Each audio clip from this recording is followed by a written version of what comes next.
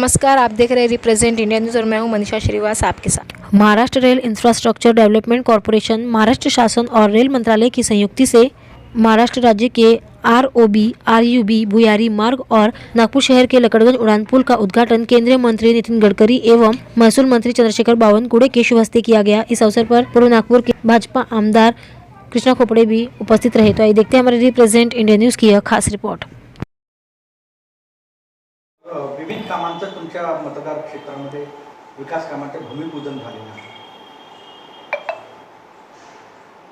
आपल्या या आज लकडगंज आणि कळमना ओव्हरब्रिज याच्यासोबतच आज महाराष्ट्राचे अनेक ओव्हरब्रिज, अंडरब्रिज, रस्त्याच्या व अनेक प्रोजेक्ट कामाचं विधिवत रूपाने भूमिपूजन आणि उद्घाटन आज आमचे केंद्रीय मंत्री नितीनजी गडकरी, सार्वजनिक बांधकाम मंत्री भोसले साहेब आणि नागपूर जिल्ह्याचे पालकमंत्री बावनकुळे साहेबांच्या शुभ हस्ते आज सतरंजीपुरा चौकामध्ये संपन्न झाला।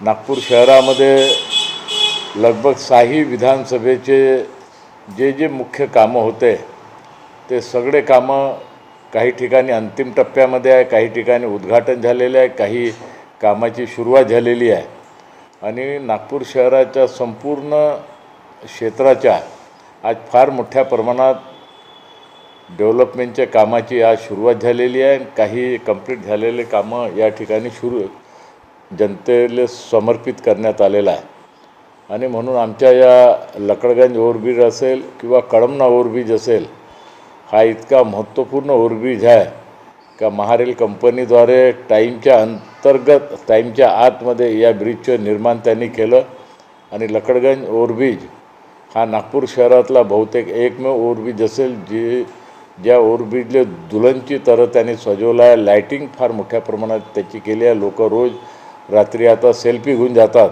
अशा प्रकारच्या स्पॉट ओव्हरब्रिजच्या माध्यमातून त्यांनी या ठिकाणी कामं झालेले आहे आणि म्हणून महाराष्ट्राचे मुख्यमंत्र्यांनी बी ऑनलाईनद्वारा या सगळ्या ब्रिजच्या कामाचं उद्घाटन त्यांनी केलं। त्यांनी कामाचे सगळे निरीक्षण करून त्यांनी आपले विचार त्या ठिकाणी मांडले आणि म्हणून एक चांगला प्रोग्राम आमच्या या सतरंजीपुरामध्ये झालेला आहे।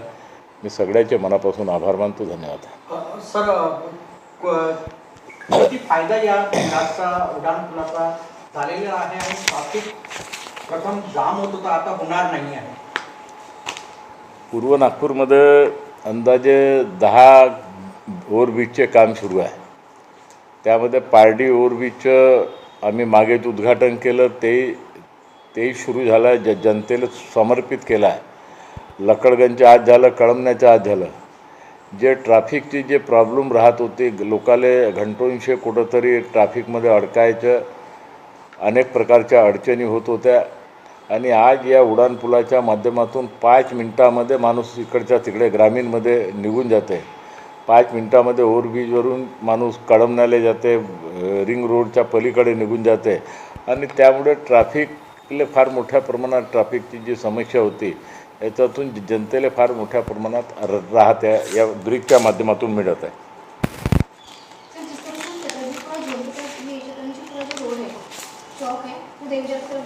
वहाँ पर जो ब्रिज बन रहा है अभी उसके पिलर डाले गए हैं, लेकिन उसका काम कब तक पूरा हो जाएगा? क्योंकि वहाँ बहुत ट्रैफिक होता है, कितना होता है, काफ़ी ज़्यादा समस्या। नाही, आमच्या पूर्व नागपूरमध्ये लगभग 8 ब्रिज आपण मागच्या वेळेस मंजूर केले होते आणि त्यापैकी रेशीमबाग टू नंदनवन केडीकी कॉलेजपर्यंत, टेलिफोन चौक टू भांडे प्लॅटपर्यंत, वर्धमान नगर टू निर्मल नगरीपर्यंत, गंगा जमुना टू इतवारी रेल्वे स्टेशनपर्यंत आणि हा एक लकडगंज ब्रिज, असे 7-8 ब्रिजच्या या कामाची सगळ्याच कामाची सुरुवात झाली आहे। परंतु काही ठिकाणी काही अडचणी येतात, काही प्रॉब्लेम येतात, त्याच्यामुळे थोडंफार मागं पुढं हे कामं होते।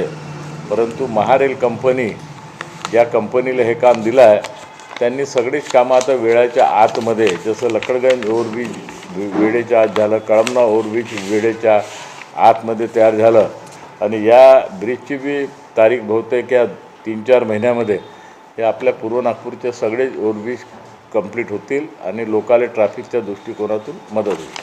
सर, असंच एक भानगड ते लष्करी हा एक ब्रिज अंडरग्राऊंड ब्रिजचं काम सुरू आहे, पण त्याचं नाव घेण्यात आलं नाही. भानखेडा ते लष्करी बाग अंडरग्राऊंड ब्रिजचं काम सुरू आहे. लष्करी बागच्या संदर्भात मला त्याची काही तेवढी माहिती नाही आहे. नाही, महाराष्ट्र सरकारने घेतला. सर्वांना त्या ठिकाणी त्यांचे सातबारे करून देण्याचा निर्णय आपल्या सरकारने घेतला. माननीय नितीनजी, आपण सर्वांसाठी घरे योजनेमध्ये 30 लाख घरं जे आले आहेत त्यातले घरं आपण नागपूरला देतो आहे. आणि सोबतच या ठिकाणी कृष्णाभाऊची आपली मागणी होती की NITचे सर्व प्लॉट फ्रीहोल्ड करायचे. NITच्या जागेवर जेवढे घरं बसलेले आहेत ते फ्रीहोल्ड करायचे. प्रवीण दटकेजी, मोहनमतेजी, इच्छा कोपळेजी, परवा जी तुम्ही विधानसभेत मागणी केली आहे ती मागणी आता सरकार मान्य करत आहे. NITच्या जागेवर जे काही घरं बसलेले आहेत त्या सर्वांना फ्रीहोल्ड करण्याचं. अरे बाबा, एवढं मोठं काम होतं नागपूरमध्ये फ्रीहोल्ड करण्याच्या टाळ्यावळ्या वाजवतात. कृष्णाभाऊचा मतदारसंघ आहे आणि थकून गेले, कामं ऐकून थकून गेले. त्यामुळं आता एकच विनंती आहे सर्वांना, ही काही जाहीर सभा नाही आहे, पण शेवटी केंद्रात मोदीजी आहेत, राज्यात देवेंद्रजी आहेत, आपले नेते नितीनजी आहेत. आणि पुढच्या 5 वर्षामध्ये महानगरपालिका जर आपली आली तर हे विकासाचं तिसरं इंजिन, एक केंद्राचं इंजिन आहे, दुसरं महाराष्ट्राचं आणि तिसरं नागपूर महानगरपालिकेचं माननीय नितीनजीच्या नेतृत्वामध्ये, देवेंद्रजीच्या नेतृत्वामध्ये या नागपूरमध्ये किमान 125 कॉर्पोरेटर आपण सर्वांनी निवडून आणावे, जेणेकरून या नागपूरच्या विकासाचा पुढचा आपल्याला विकासाचा संकल्प पूर्ण करता येईल.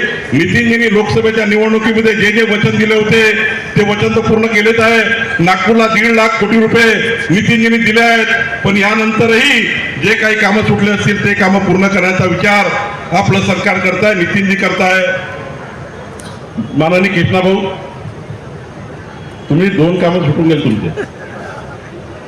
मला वाटलं ते पहिले सांगा, बाकी नंतर उडानपूल सांगा. आता बघा, कामठी कळमना रस्ता कोणाकडे आहे? कुणाकडे आहे सांगा बरं? कळमण्याचा उडानपूल कुणाकडे आहे? पूर्व नागपूरमध्ये. नितीनजी, आपण 30 कोटी दिले आहे कामठी कळमण्याला CRF मध्ये परवा. त्याला 70 कोटी रुपये लागणार आहे. पुढच्या काळामध्ये जेव्हा तुम्हाला संधी मिळेल तेव्हा आपण 70 कोटी रुपये त्याला, 30 कोटी दिलाय, 40 कोटी लागेल. आणि ह्या पारडी बिळगाव तरोडी हा रस्ता कृष्णाभाऊ 1.5 लाख परिवाराकरता जातो. पूर्ण पारडी बिळगाव तरोडी हा एक पट्टा सुटलेला आहे. तो पट्टा आपण नितीनजी यालाही पुढच्या काळात जशी संधी मिळेल. नाही, मी सांगतो त्यांचं तर वेगळं आहे, तुम्हाला 2च सांगतोय कारण हे पालकमंत्री म्हणून सांगतोय. हे जे हेवी ट्रॅफिक आहे आणि जे सुटून गेलं आहे, म्हणजे नागपूरला तुम्ही 4ही बाजूने विणलेलं आहे. नागपूर शहरात तर आता 4ही बाजूने विणतो आहे.